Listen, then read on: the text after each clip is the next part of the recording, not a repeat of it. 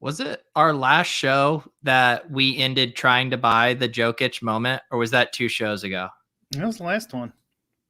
Man, time. It's so distorted these days. That was kind of a cliffhanger for the people. Yeah, that does feel like quite a while ago. Well, spoiler, we bought it. And I was actually surprised after getting our Jokic Cosmic that he had the massive game against the Jazz, but his Cosmics weren't really flying off the shelves after that. No, do you really think it works that way? I think at the smaller and mid price points, probably more than the. Yeah, maybe. I feel like with the busted, like how the site's kind of busted, that it's tough for people to buy and sell that quickly. Yeah. No, it's true. But yes, welcome to Lolz. My name is Peter Overzet. I'm with my co-host Brian Hooper. And last week we eventually just gave into the urge to talk about Top Shot. The market has cooled a little bit here, so I know people aren't as worked up about it as they were a week ago. Yeah, is that what you're noticing? I'm not knee deep in the streets. Yeah, there's been a lot of the overall prices have started to drop from where they were. I mean, nothing like drastic, but I would say like 15 to 20% drops on where a lot of stuff was a few days ago. It's interesting. I wonder if once they get all the kinks out of KYC and people just being able to buy easily, if that's going to raise the price or drop the price. Yeah, it'll be interesting. They still have the whole withdraw issue right now. They have a new thing up when you go to click withdraw that wasn't there before, but it still says, pending that functionality. So who knows? What's new with you though? Not much. Just refreshing my Top Shot base set Series 2 release 11 every 5 seconds. Yeah, you don't strike me as a F5er for a base pack type of guy. No, I have been the past hour. It's so funny in my Discord because generally they happen on the hour. So there's this crew that comes through like a few minutes before the hour and they're like, is this going to be it? Is this going to be it? And then it doesn't happen and everyone's like, all right, see you again in an hour. It's just like around the clock vigilance. It's always on the top of the hour. Is that that's the working theory. Okay. Yeah. So that's hilarious. So yeah, I don't think you need to refresh nonstop. I'm pretty sure the screenshots that they were posting today were that the next thing they were going to give people notice because they wanted to do more of a stress test with it. So I don't think you need to be refreshing nonstop. It made it seem like they were going to send an email, but God forbid they did surprise release them and then Peter told you not to be refreshing and then you come after me. I can't have that. Mm-hmm. I see you getting called rich man in your Discord and all sorts of. It's a lot of the narratives, I've gotten pretty distorted. All these shows I do with people who have bought the expensive moments and I get pegged as the rich man. I mean, what kind of bullshit is this? I'm the common man. I don't know. Maybe not. If your portfolio is going up. Your meme stock's skyrocketing? Is that what's happening here? I don't know. I mean, yeah, maybe that's what I need to do is tokenize myself and then, finally put a price into what my digital non-fungible token is worth. Have you checked out any of the other NFTs? Yeah, I've started getting because Kitchen has been pretty into it. And we ended up going in on one of those Pranksy boxes out of 500. Have you been messing around with it at all? No. I looked a little bit, but what's this? Pranksy? Yeah, so Pranksy's one of the big whales in the Top Shot marketplace, and him and this guy Carlini, they put together these things where it's basically like a mystery box with 5 or 6 NFTs from various artists. And so all that they've put up right now is the digital boxes themselves. There were 500 of them, and now they're trading on the secondary market, but it's not revealed what is in them yet, but they're already like 4 or 5x, what they were going for when you bought them for half an So ETH. digital art. Digital art, yeah. Okay. Yeah. I've been messing around, just poking around a little bit on OpenSea, and I'm probably going to botch the name. I think it's Nifty Gateway, one of those, just seeing the kind of stuff that's out there. And then it was the hash masks were the really big popular thing the other day, and those things were going for a ton of money. Did you see those? No. I mean, I saw that the site that Jennings CSU shared that has like a list of all these places. Yeah. I didn't really go through each of them individually. Like it's mostly like collectibles, right? Yeah. Yeah, I mean it's here. I'll share the screen of OpenSea here. These were the hash map. Like you saw Bales changed his avatar. He bought one of these. And yeah, there was a certain amount made, and now they are just trading on the secondary market here for 5 ETH, 3 ETH. But yeah, I don't know with Top Shots, it's easy to kind of at least understand where the value is coming from via the scarcity, how cool the moment is, how good the player is, all that stuff. Right. With this stuff, I don't know where the value is being derived. It's harder to have those reference points. Yeah. I mean, art in general, much less this new form. Yeah. I mean some cool. Like, what can you? So we're not buying a hash mask on the show tonight, Brian. I'm assuming you could make like put it on your wall, couldn't you? Yeah. And I'll show you a cool thing. So I have my first piece of tokenized art because this guy, Eric, has been doing like Top Shot art. And so he made me this Van Vliet drawing, and then he tokenized it and then sent it to me on OpenSea. So now I have the one of one. It's my only piece of digital art I own here, but it is pretty cool the way that works. And I can definitely see the future for it and how it could be a sought after thing. Not my Van Vliet, but just the general concept. That's what I'm struggling with the wave of NFTs, that Cuban's talking about and everybody's talking about. It's like, well, if it's just collectibles, like, yeah, sure. Okay. That's cool. But like what is there anything else besides collectibles that people have their eye on for NFTs? Yeah. I don't know. Like what would be even a possible use case other than like art? That's what I'm asking. Yeah. Yeah, I mean, because I like the whole smart contract ideas and stuff like that. Yeah, I could see something like, I don't know how you can invest in something like that, but I've always been interested in that type of Ethereum idea. To me, I actually have been appreciating the appeal more from the creator side. Like I imagine if I was an artist and how hard it is to get your work out there, get it sold, find it to the right place, and to be able to use online scarcity on the blockchain to kind of, ensure that, and then have this worldwide marketplace for it. I could see that being very attractive of like, all right, I'm going just all digital art. Couldn't music artists do that? You would think. Yeah. Just release yours. You have to buy the token or whatever. And there's just 1, 2, 3. And you would have the first album by whatever, Radiohead, for the numerology bros, they would go crazy.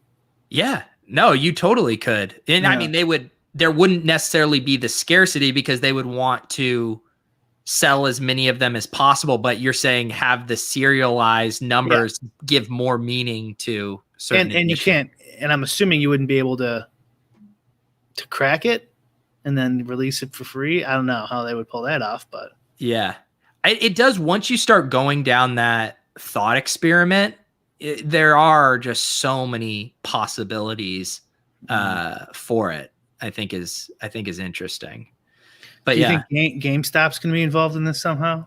I mean, yeah, that'd be like tokenized, your tokenized shares. I have one of one, or, one of 100,000 of GameStop shares.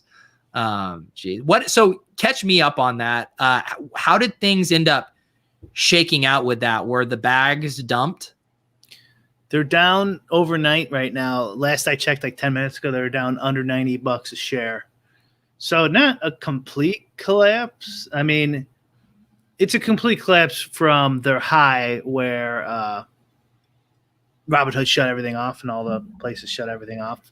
I think they got over like 420 or something at one point. But did you unload yours? I didn't buy any of that in the first one. Okay. I was a little late to the party. I got AMC at like $4 or something though, and I bought some protest shares earlier today at GME. Okay. just for shits and gigs. Not. Where was this one? Is this another Wall Street Bets move?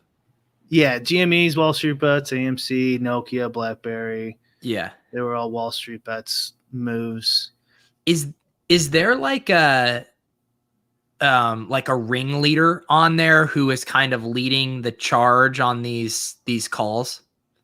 There's a guy, his Reddit screen name is Deep Fucking Value. Okay, I have heard that name, but I wasn't sure if that was like a name like QAnon or like how that he's a real person, and he's got a YouTube channel, Roaring Kitties, and he lost like 30 million since the peak on GME, but he's up like 13 million or something still. Goodness. And do you get the vibe that he is like a young hedge fund bro, or is he like this true vigilante? Just a normal dude. Looks like a young Julian Lennon, for anyone who knows who that is. John Lennon's kid. Is this the guy that looks like Denny Carter kind of? Is that who he is? He's got the headband. Okay, all right. It's all coming together to me because Denny was posting all these photos and he kind of looked like him. Yeah, a little bit. Yeah. I think he looks like Julian Lennon. Yeah.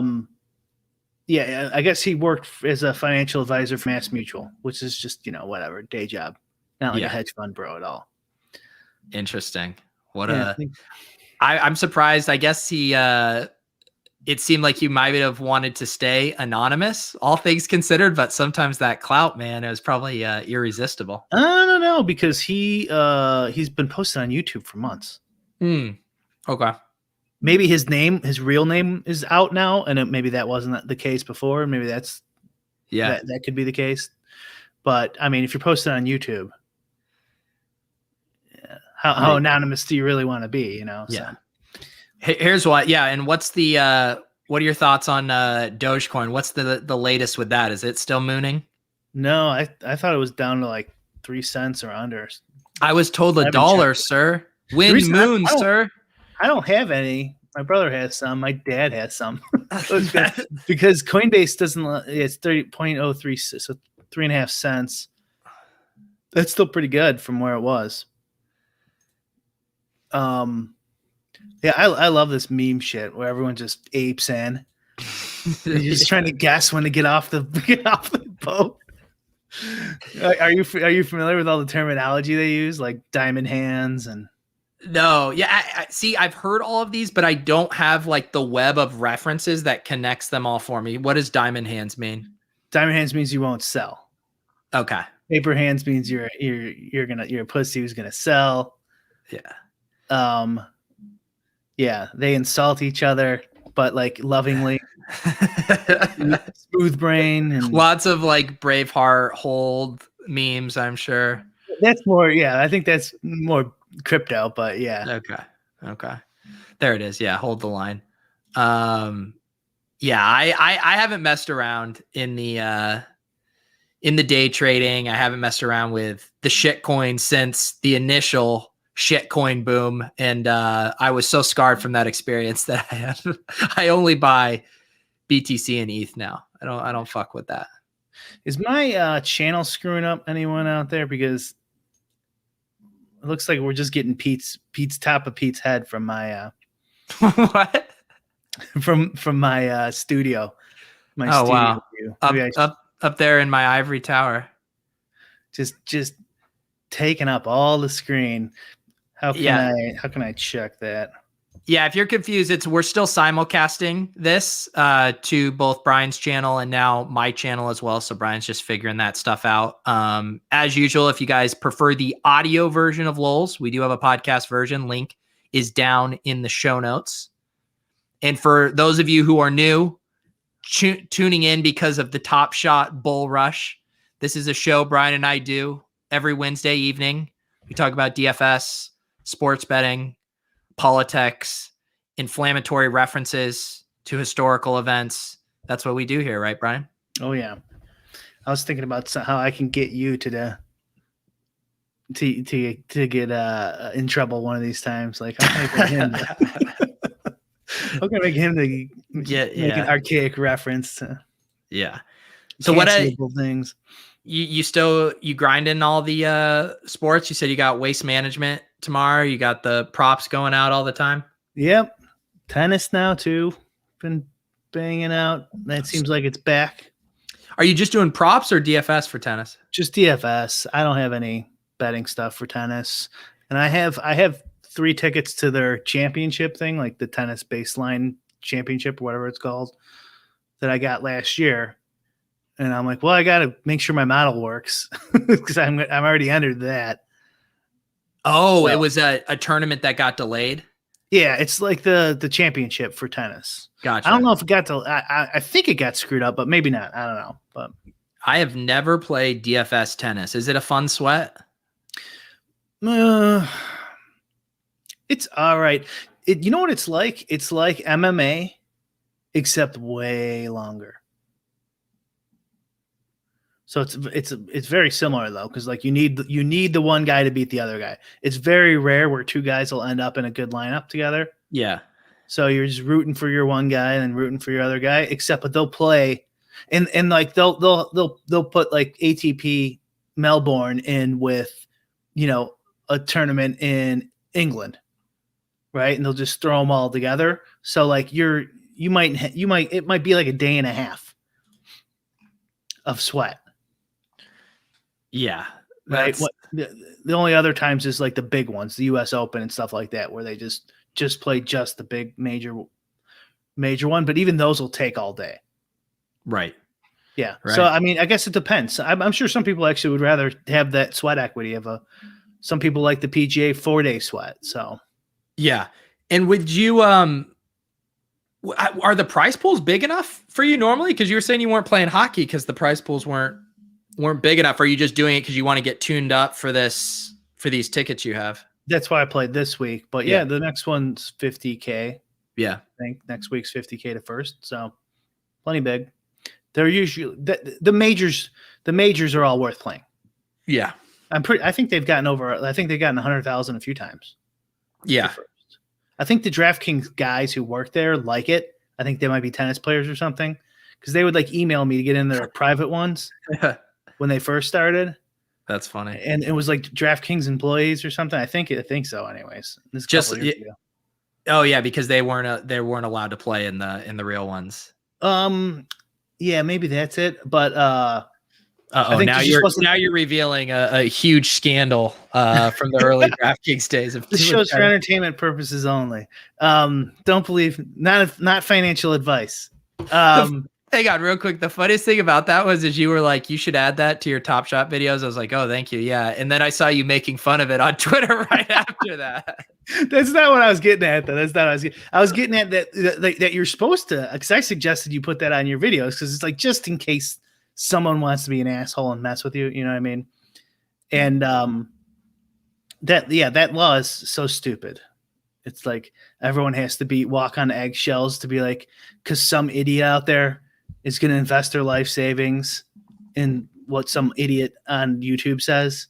It's like, give me a break. Like let's people be adults, get over it. And then I've been watching all this Wall Street Bet stuff. Not even with the non-fungible token, crypto, all this stuff. It's in every podcast The people say it like 18 times over. Like, Yeah. I'm not a financial advisor. Although you should ape into GME, but I'm not a financial advisor. It's like we all know, like Dave Portnoy, go down the list. You hear it like 50 times a day. It's like, this is just a joke.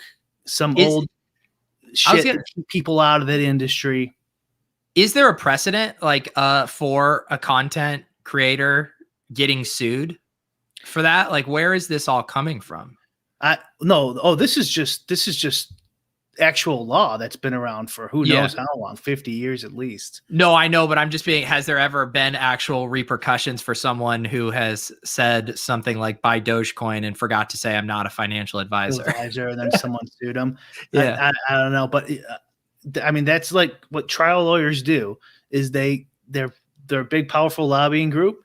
And then they look for opportunities where they can get some laws in. And then once the legislature passes something like that, and they pass it under the guise, it always is of helping people.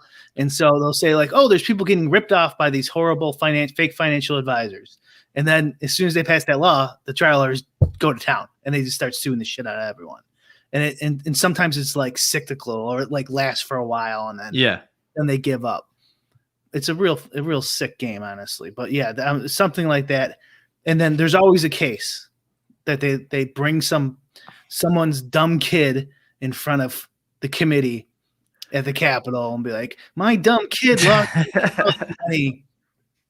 And like, well, we got to do something. Little Billy lost $10,000. Well, we're also in this like weird time now too. And obviously the whole, GameStop and all that stuff is kind of, brought it all to a head. But this idea of, financial investing with like casino investing, I feel like it's really, the lines just seem incredibly blurred on a lot of this stuff now. It is gambling. It's always been gambling. Yeah. They have this illusion that it's not gambling because they want people to invest in the funds, the retirement funds that prop it all up. Like who is, it's funny too. Like no one thinks it's them. No one's thinking there's not one fucking person on the planet going, man, I'm glad they passed this regulation so I don't be stupid and listen to Pete on his YouTube show where he's drinking and invest all my money into Top Shot. Like no one thinks it's them. It's like, who is it? Who are you helping? Because no one thinks it's them. No one's like, you know what I mean? Like besides children, but like that's obviously illegal anyways to like directly proposition children, financially. And then that should be the parents' responsibility. Like who are they like who is out there? Who are they like special needs person? Like I mean, being serious there too. Like is that really what we're doing here? Will they understand the disclaimer? What they're getting into? Seniors maybe. Yeah, I agree with you. On the other hand, like you spend any time in the general Top Shot Discord and you realize how many idiots there are out there in the world. And I'm just like, some of these people are too far gone. Like they're not going to be saved regardless, but they are dumb enough that maybe, just maybe they need to hear something like that. And then, okay. So then they're going to be so stupid that they're not going to be able to follow up. Right. They're not going to be able to find a lawyer and go after somebody. You know what I mean? It's like, it's a complete, I haven't looked into it enough, but in all these cases, if you dive deep enough into it, it's just competition shenanigans by invested like shareholders from the industry trying to eliminate competition almost always. Yeah. And then they use the guise of trying to help the idiots that you're talking about as well. Look at this dummy. There's a dummy here. We got to do something. What are we not going to do something? Why have the government at all if we're not going to do something? And then they use that. And then it's harder to get in that industry to get a financial advisor. Now you have to go get a form and shit like that. So that makes money for another group that I'm sure is pushing for this type of legislation. It's all a fucking scam. Yeah. Not like Top Shot. No, Top Shot is the truth. But I should say advice. We are not financial advisors. Please buy your Colin Sexton dunks at your own risk. Yeah. Not financial advice. Entertainment only. Spend all your money. Like I love like Dave Portnoy. Not financial advice. I know. I'm an idiot.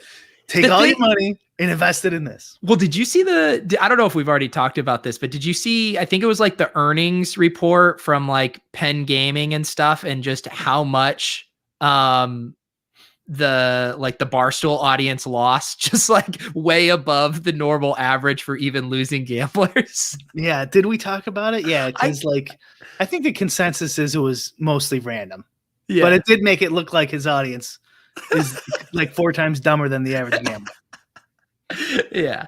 I mean, there's the whole reason that stock, well, there's a few reasons that stock is pumping, but I mean, that is a very, very targeted or a coveted demographic for gambling operators.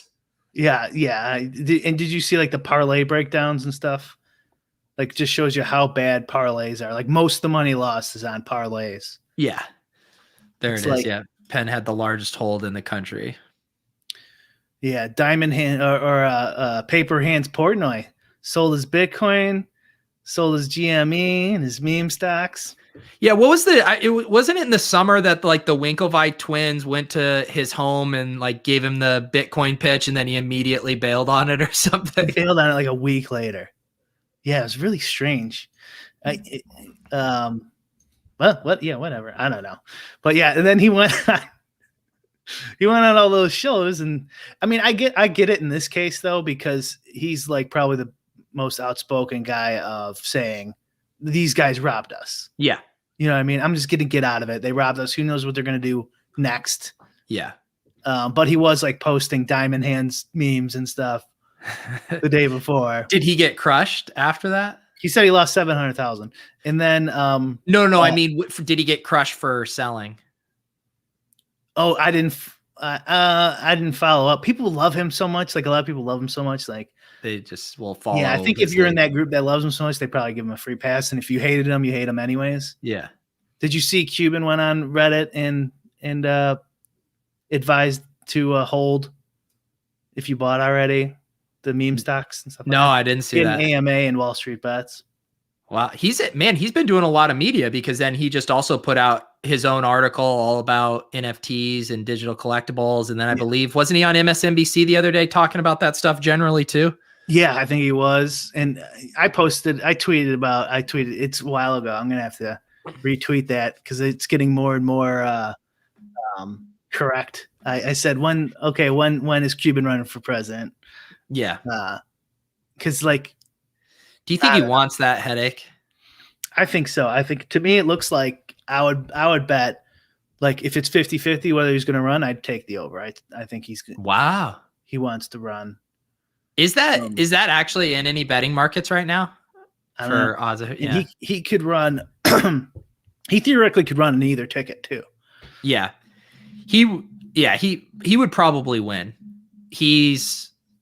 I mean, when you include the kind of like Shark Tank, Dallas Mavericks figurehead thing, recognizable name, he won't rock the boat a ton, you know? Yeah. Right. Like, he'll pump our top shots. I mean, he's got my vote. You know, I had seen someone do a joke. It was probably one of the DFS guys. Was like, yeah, we're nearing the territory here where we're going to get a question about top shots at the next presidential debate. And if Mark Cuban runs, we will get a question about top shots at a presidential debate. That would be that. What if the question was in 2023 NBA Top Shots folded and millions lost money. What is your response to that? Oh my God. It's it's Ken Bone just comes back to ask about Top Shots. I lost all my money investing in Top Shots. My financial advisor, Peter Overzat. Oh my goodness. We should take I wonder how hard that test is. Like, if you could pass it in like an hour, and if it costs $25 just because to be able to say, we're fucking financial advisors, dude, you should invest in NBA Top Shots. Everything you got. What can you do? I'm a financial advisor. I passed the test.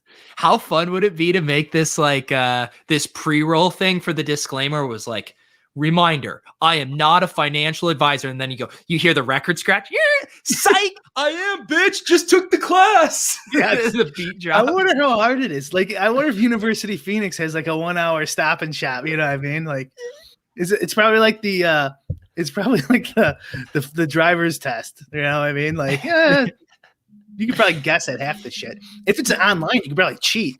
Just Google it really quick. That is a really good question. Like, what are some of the tests in my mind that just, and I could be completely wrong, and I apologize if you're a real estate agent, but I feel like getting your real estate license has to be like very easy. I heard it was actually kind of tough. Okay. All right. See, I could be wrong. Yeah. But I've obviously never done it. I'm sure the financial advisor one's tough too, but tough-ish. And what if you get like 60% passing? I could do that. I might be able to do that. Couple hours of, I don't know how much it depends. I don't know what the ratio is for a bet, if it'd be worth it. Like if it took a day, might be worth it. Yeah.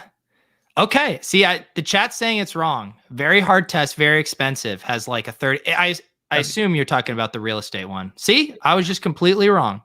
What's that? Does anyone know that? Has anyone taken the financial advisor test? That can't be super hard, right? Because don't you like? There's dudes who just work at like those like Edward Jones like places. I mean, I guess it's a real job.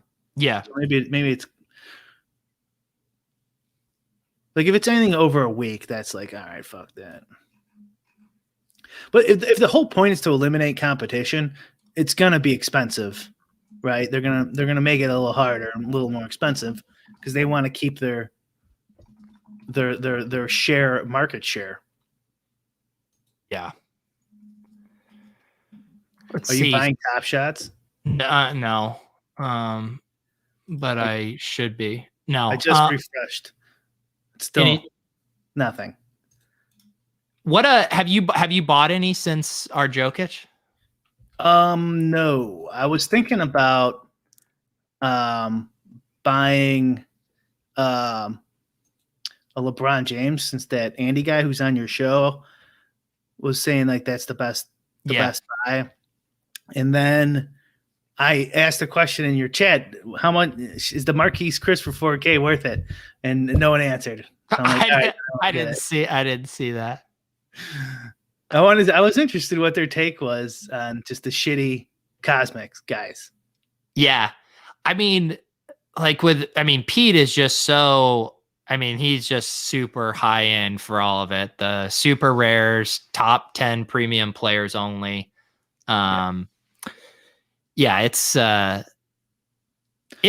more I think about it, I mean, it does make a ton of sense. Like I was even looking at, like I was talking with Pat and Davis earlier about like there's some of the rare LeBron ones from like the playoffs from last year. And then there's the base Kobe tribute dunk that's out of 1,000. And I'm like, in 5 years, when there's way more playoff series and stuff up there, like, isn't it going to be the Kobe tribute dunk that just remains way more iconic? Because there's going to be a lot more playoff series up there. But then I guess the counterpoint would be the bubble playoff series is unique. But I don't know. It just seems like really starting to value the actual moments themselves makes a lot of sense. Yeah, I could see it. Are you bullish still? Yeah. But I've definitely started to. I think if you're long-term bullish, though, I'm long-term bullish on more specific moments and focusing on the series one stuff and the high-end stuff, and which are a lot of mistakes I made when I just jumped in willy-nilly because I didn't have the stomach to make like a $2,000 buy right away, and I could have, and instead I made it 6 $300 buys, just to get like my feet wet. And I obviously regret kind of not getting and locking up some of the LeBrons and Stephs when they were way more affordable. How much do you think like a common, fairly low numbered, I don't know, let's say Curry, for example, how much would that be right now? Like a base common Curry 300 out of 300? Yeah. No, out of whatever, 25,000, right? Or whatever. Okay. Yeah. So just for like the series one, I think those are going for just like whatever. I'll just say $500. Okay. What will they be in 4 years? That same card. Yeah. I do really think for the Stephs and LeBrons and to take a word from Pete Jennings, these generational talents, I would say I could see those commons being 4 or 5x what they are right now. Okay. What about a regular guy? A regular guy, I think then a regular guy, you're just betting on the general success of Top Shot and kind of the mythology of that series 1 series, the base set. But I would say a normal guy, then you're maybe looking at what, like 2.5x. Yeah, I'm just trying to judge how bullish you are on the market as a whole. Yeah. And so, okay, so you think they'll be like double in like 4 years for like regular cards, quadruple for the studs on the regular cards, and then what about like a cosmic 4 years from now? See, the cosmic on average. Yeah, so like let's say our Jokic, which what do we buy for? 27,000 total. 23,000 total. 23,000 total. 22.9 or something. Yeah. I mean, obviously there's a big with a guy like Jokic, right? A guy like LeBron and Steph, their resume is solidified, right? Like, I mean, LeBron especially, there's very little that they can do to kind of tarnish how history will look at them. A guy like Jokic, I feel, is more kind of on this precipice here, where if he gets an MVP, if he were to lead the Nuggets to a finals, something like that, if he could get on that trajectory, I just feel like he's more fragile. Mm-hmm. But in general, I do think the Cosmics are going to be, I think they're going to hold value very nicely. Yeah, I'm just trying to gauge, like I said, gauge the whole market, what you think of the whole market. So like you said, like 2x for a regular common guy, it's going to be twice as expensive, 4 times as expensive for Curry, but common card. What about a Cosmic? You think it'll be exponentially more? So like 8 or 10 times more expensive? I think it'll be exponential for the top guys. I think Jokic, I would say maybe more in the, I don't know, 6 to 7x range, maybe, if Top Shot really, becomes this $1 billion industry or whatever. I'd like to see what that Marquise Chris comparison would be for like a baseball card. Yeah. It doesn't seem like there would be one. Yeah. The only way LeBron can tarnish his reputation at this point is by committing heinous crimes in his personal life. There's nothing he can do as a player to ruin his value. That could happen. Yeah, it's happened to a lot. Yeah. Everyone is losing their mind because Top Shot has just announced the Master Cool Cats Challenge, and the reward will be a LaMelo.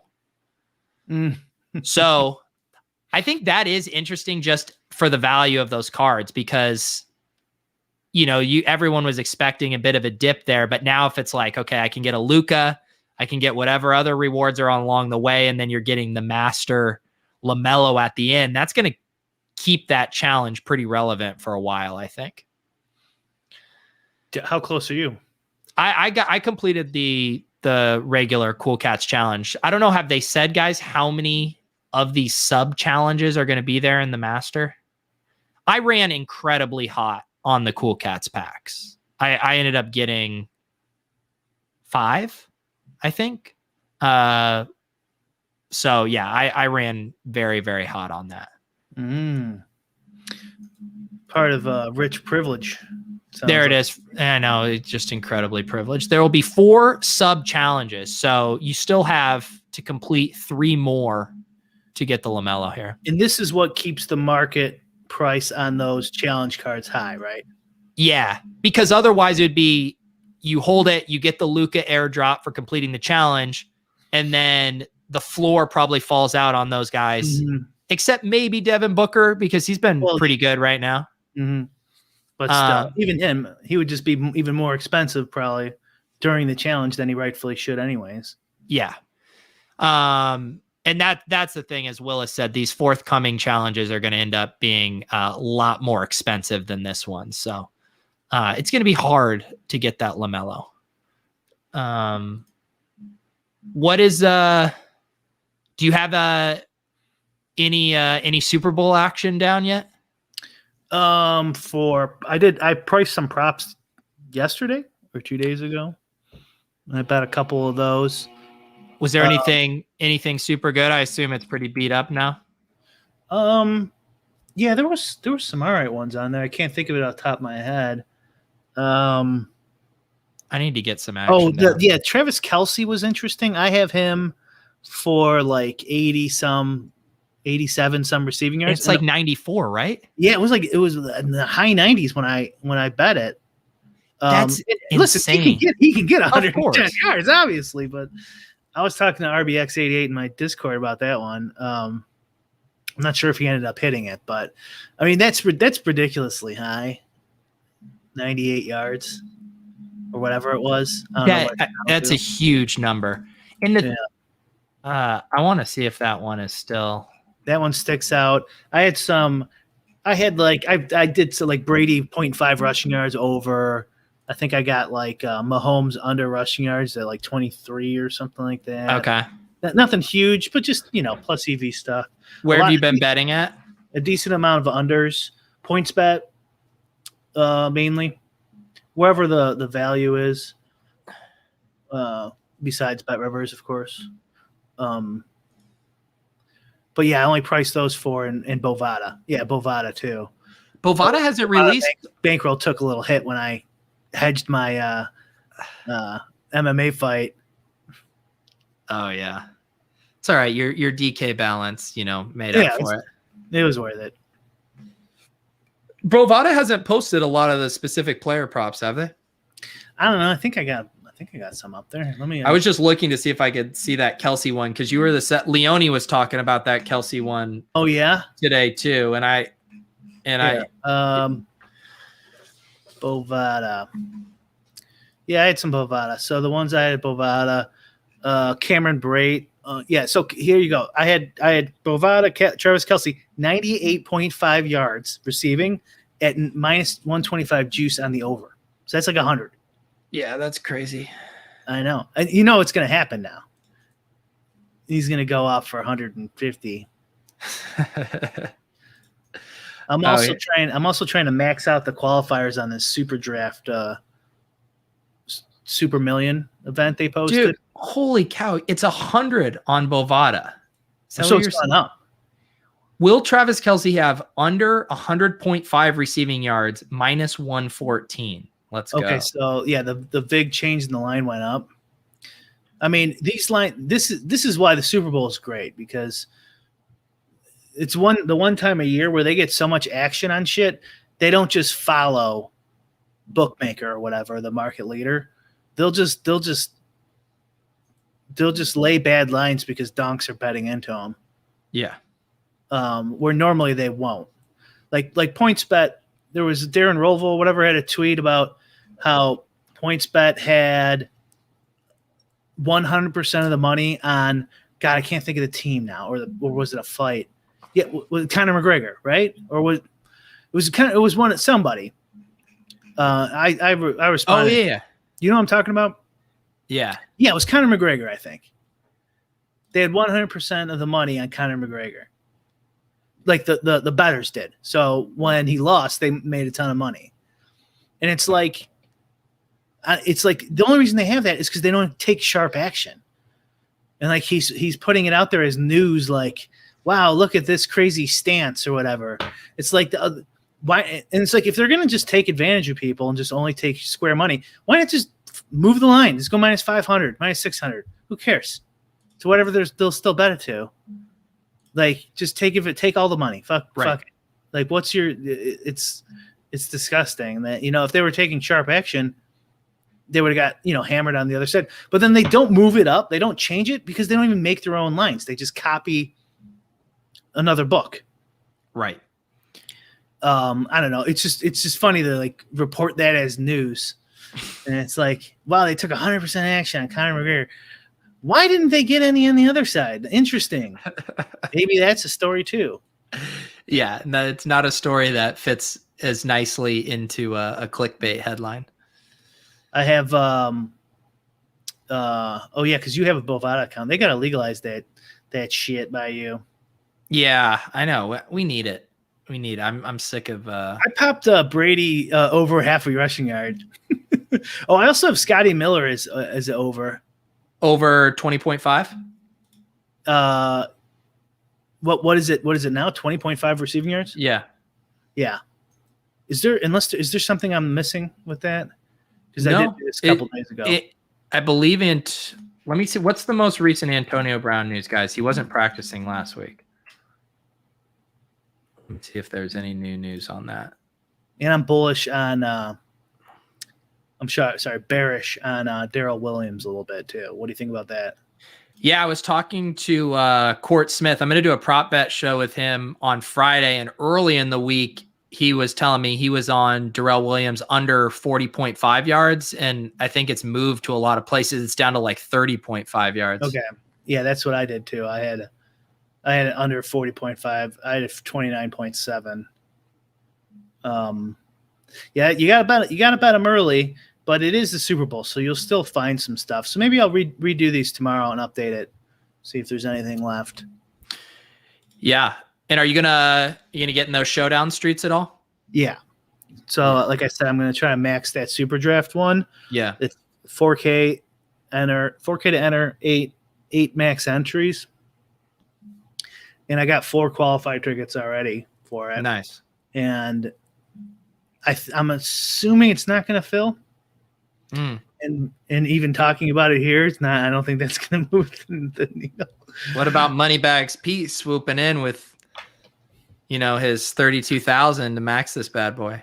Is that what it is? 4,000 in entry? 8 times 4.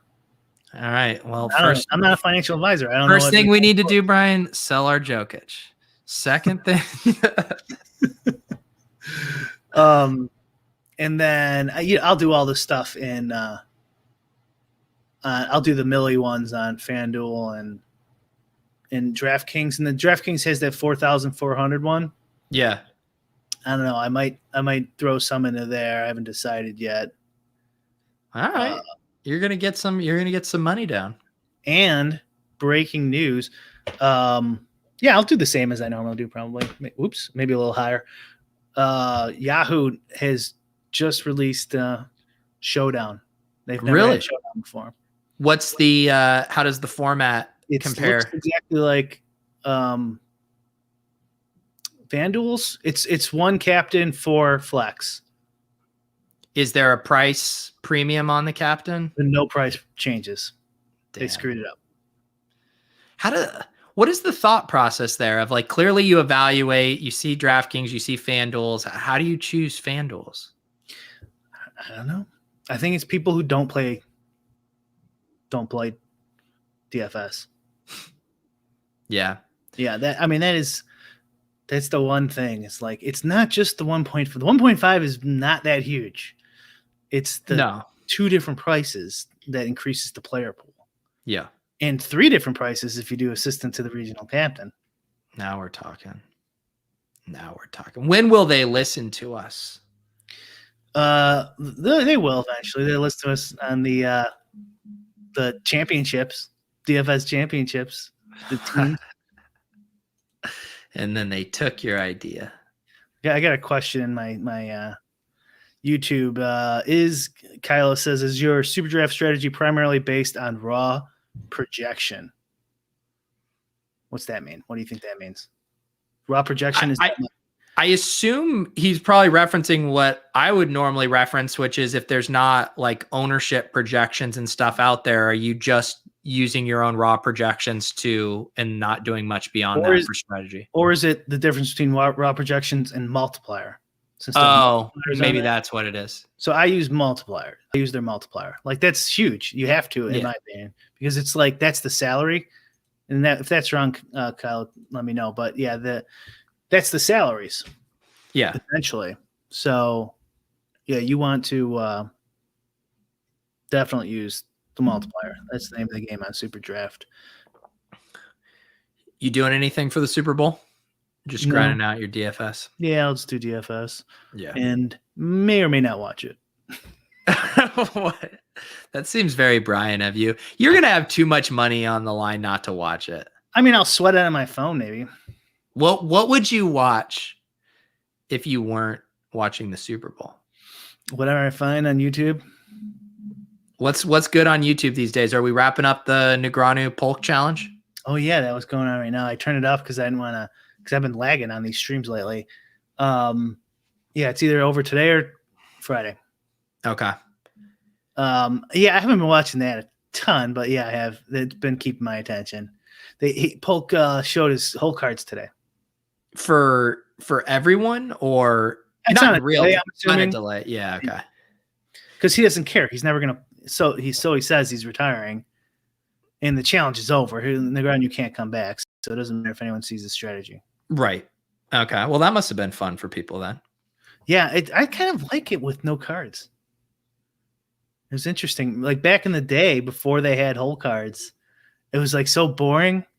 And then the ESPN brought the whole card cam, and then like everyone like blew up. Everyone loved it. I kind of want to go back to the old way. The grass is always greener on the other, because you like telling the story yourself and trying to guess what hand they have. I guess so. Yeah, and it is different head to head, two-handed online than boring ass live 9-handed tournament poker. Yeah. You know what they need, Brian, is you need the best of both worlds, where it's like this kind of interactive capability where you can select when you want to see the whole cards. Like say you want to watch the hand, and then at the end you want to see if you were right on guessing, and then you could go and click which cards you want to turn over.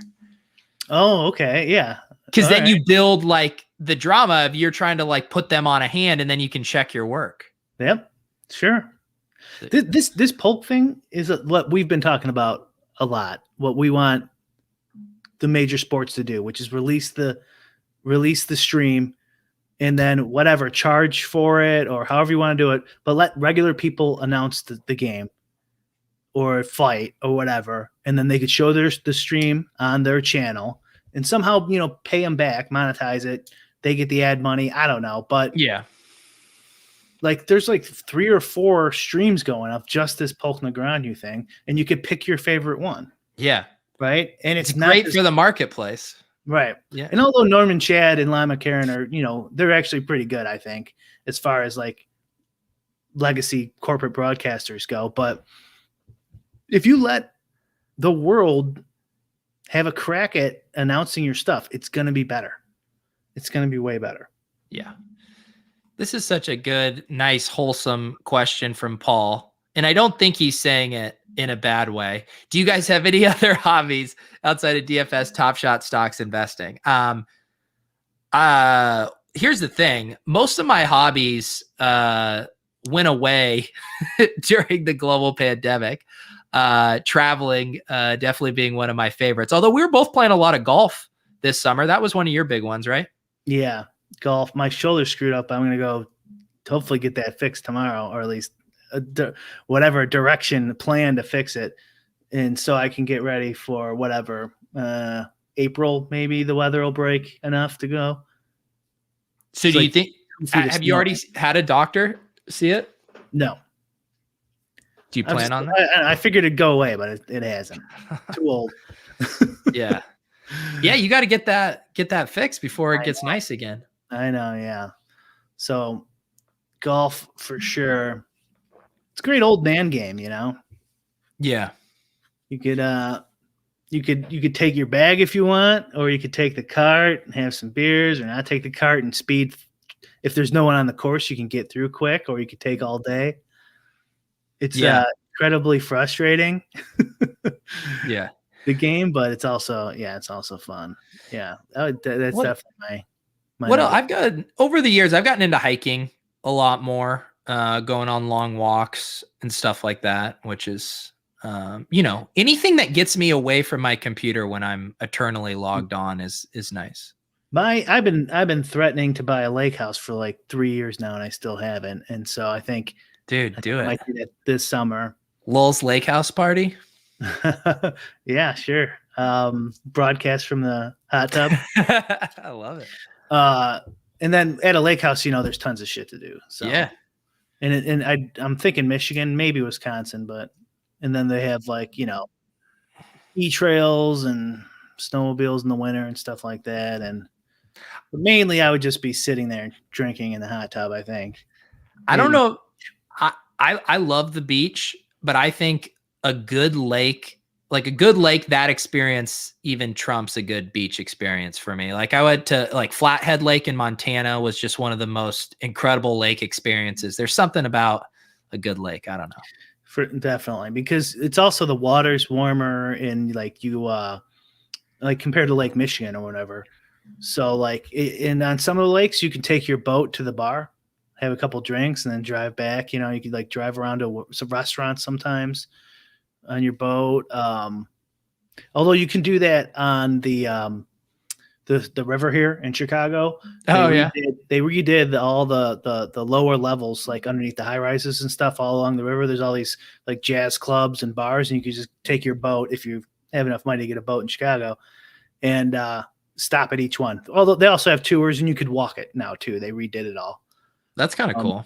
Yeah, it's really cool spot. But I mean, there's businesses are closing like all over the place, and so like I wouldn't mind having this place just out of the city while all this crazy to the world's getting so crazy. You know what I mean? Just like, I'm just gonna hang out here for a while. Yeah, somewhere to go. Yeah. Well, so have you been looking at lake house real estate for a long time? Yeah, it's expensive, more than it should be. Depends on where you're looking. The taxes can be pretty high, and there's like no inventory, like especially right now. Yeah. It's I mean, the market here is insane too for real estate. You would think you'd be able to get like a small lake house for a reasonable price somewhere, but I mean, you can't. How far out of the city are you looking? Like 2 hours plus. Okay. So not like that close. Yeah, because that's like where everyone go, like on Cape Cod, which is where people have their like equivalent of like a Massachusetts lake house would be going to Cape Cod, and the rent or the real estate out there actually isn't too bad. Obviously for beachfront stuff, it's still highly sought after, but it's because, 9 months out of the year, 8 months out of the year, you can't really do much with it. So the prices stay relatively reasonable, but maybe I'm trying to figure out why Chicago can't you do much for 8 months. Just because it's so cold and you're not really taking advantage of the beach. Right. Gotcha. But you have 9 month long winters. Sure feels like it. Sure. I mean, I'm saying like that when you can go to the beach, it's like, late May to when football season starts. Yeah, true. It is nice just to get out of the city, though. I mean, I don't know. You live in the burbs, though, so maybe it's not. You don't have the same congestion, like noise and shit like that. Yeah, we're in a weird spot where we're like in the suburbs, but we're pretty close to a main busy drag and stuff, and so going down, it's nice to get out of the city. Like it still feels like you're in kind of a hustle and bustle, congested area, but. Look at this. What a subdued Lolz. And I was even throwing a few back, and here we are talking about our hobbies. I was hoping you would have something like you secretly, build ships inside of bottles or something in your free time. Let me think. I don't have anything I don't even play video games anymore. I know. I ended up buying a Wii, like what was one of our Christmas gifts we got. Because I was like, we're at home sometimes and I crave it. And I played it a few times and it's just, I don't know. It hasn't stuck for me. I haven't played in years. And like maybe a couple of years ago, I played with my brothers, like Rocket League. Have you seen that? I'm familiar with the DFS. Oh shit. I forgot about that. And I'm like, oh my God, I'm so horrible. Like, I can't believe how bad I am at this. I was always so bad. At video games, and we would do, I don't know if I've told this story before, but in high school we would do Madden tournaments. Yeah. And we put $5-10 in the pot or whatever. And since I was the worst, but I wanted to participate, my strategy was I would bleed the clock on every single play, basically to ratchet up the variance in the game, being like less plays for them, just less time for the more reps they get on offense, they are going to crush me. So let me just see if I can bank a few crazy plays and bleed the clock down. Everyone hated me because I would always short it. But I'm like, if we're gambling on this, I have to push whatever little edge I think I have. So that was my best game. Madden? Yeah. So I would play the shit out of that online And like in the mid 2000s, I was like ranked in the top 5 online in Madden. That's like, impressive. I played the goddamn shit out of it. And then they switched. I think maybe when it went PS2 to the new Xbox or whatever, and then they just redid the game. It was just garbage. I just gave up. I'm like, this sucks. But yeah, I love that game. That wouldn't have worked against me. I would just score on you in like 2 plays, and then you'd have to pass. Then you'd be fucked. Wow, you would have really handed it to me. Did you see? I saw everyone was losing their mind because EA Sports just announced college football. They were bringing it back. Mm-hmm. I saw. Yeah. Hopefully they're giving those guys some money this time. Yeah, seriously. I'm assuming they're not. Yeah. Brick used goal line runs all game. Do you know this guy, or is he just making it? No, I used 5 wide all game. I passed every single play. There you go. He's running the air raid offense. The real Kingsbury offense, or whatever that guy's name is. Let's see. Yes, I'm going to do 2 shows with Joe Holka. We're going to do one on Friday on his channel, and then I'm going to do one on Sunday at like noon once I've actually, tried to make some of my lineups and stuff like that. So yes, two Showdown shows. I apologize to all my NFL bros. I've been so sucked into the Top Shot streets. But on Friday, we're going to do a splash play show. Brian, you're invited, by the way. I need to go and book. We're just going to do similar to what we did for Thanksgiving on Friday night. If you want to come hang with Spags and I, maybe I'll let you know. Yeah.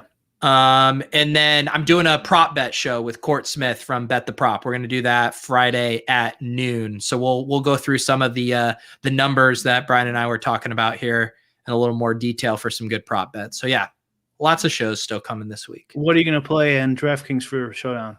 The 20 max? Yeah, probably just my usual. I'll probably throw a few in the Millie Maker, live a little. And I think I'm going to play some of the bigger single entry ones too, still getting my crowns and last big NFL chance of the year. So we'll probably fire a little bit more than usual. No, all right. I'm starting to get the bug on NBA Showdown DFS. I kind of enjoy it. Yeah, it's not that bad. It's a little doopy. Yeah. That can use an assistant to regional captain too. Yeah. Even I've been dupe conscious, even in like the 20 max, like I'm normally not getting a lot of solos, but normally I'm not duped more than 2 or 3 times. So I feel like from what I've just observed, it's harder to go off the board in NBA. Like you start making really bad lineups pretty quickly if you're not using the top ones.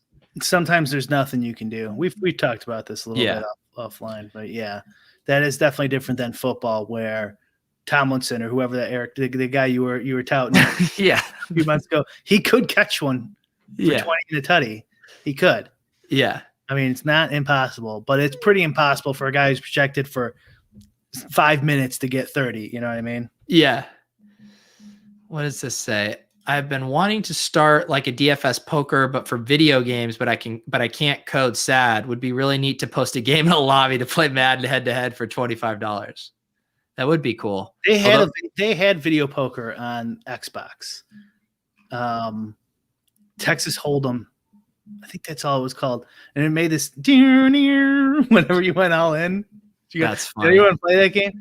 Texas poker for fun. Those were the 2 worst things on, and this is probably just in general, although I guess I don't know how you do it. There was a comedy one. Did you see the stand-up comedy app? No. So you could go on stage in the game, right? This is Xbox years ago. This stuff's probably 10 years ago. How have I never heard of that? And then so you go in, there's like 50 people in the crowd, real people on their headsets and stuff. You can't see them, they have avatars. And then you do your routine. It was so hilarious. It was great.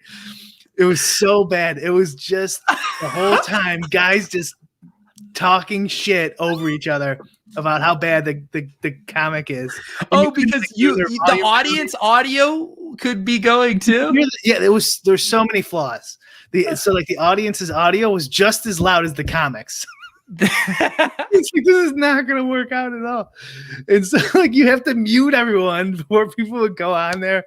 Oh my God, that's so funny. I need to find an article or something about that because that sounds absolutely insane. Where it's like, what if I could have all of the anxiety and terribleness of an open mic experience, but while playing video games in my own home? Yeah, and people with no repercussions who can just berate you for the entire time. It just like no upside whatsoever. Just no, you're not practicing at all. You're like you're not working anything out. It was interesting. Some guys could hold their own though. They had like a little act and stuff. It was that and then the poker with no money is the dumbest thing ever. It's just like all in call. Oh, I'm eliminated. I will say the poker without money thing. I've definitely been on a few cross-country flights where in the back of the seat where they had a blackjack app, with fake money and just drinking rum and cokes and playing, imaginary blackjack for a 6-hour flight, just having the time of my life. Blackjack. Yeah. Blackjack's a little better. I don't know. Imaginary money. It's still no. It's rough. No all right, guys. That is going to do it for Lolz this week. Appreciate you tuning in as always. Just a mere week ago, Brian and I were scrambling to buy a Cosmic, and now it feels like ages ago. So who knows what will happen between now and then. Brian, anything else you want to plug? Lots of stuff going up on brick75.com. Yeah, well, and Cort in my chat said Comedy Night. That was the name of the game. Comedy Night. Brick 75. I've been pumping out a lot of stuff the last couple of days. Don't expect that to continue. That's how I'll sell my site. Is I probably will get lazy and not do 3 things a day or 4. But maybe I'll pump out the NBA props again and then update those and see if there's anything available. And then you could use it for your show if you want to take a look. Yeah, that'd be dope. That's it. Yeah. I got hopefully that app done like a month. That's all I got. Nice. The Comedy Night app, right? You're rebooting it? Comedy Night 2.0. Same exact game. Oh my God. I'm so intrigued by that. I can't believe I've never heard of it. All right, guys. Chase saying we need a longer show. I am going to bounce over. We're going to do ship chasing right now. If you want to come and hang out with Pat Crane, Ben Gretchen and I, we're going to talk some more about the Super Bowl. But otherwise, we will see you guys next week. Subscribe to the channels. We got the iTunes link down below. For Brian Hooper, for Peter Overzet, for the War Against Toxicity, this has been Lolz.